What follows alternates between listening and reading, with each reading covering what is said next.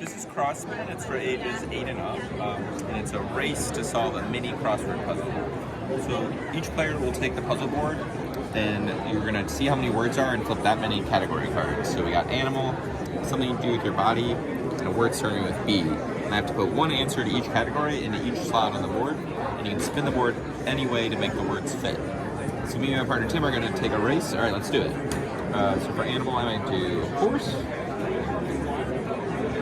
And a word starting with a B, I might do boot.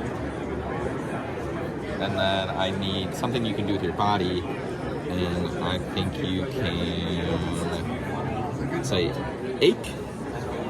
Race. So now we flip the timer. He's got 20 seconds to get as many words of the 3 that he can.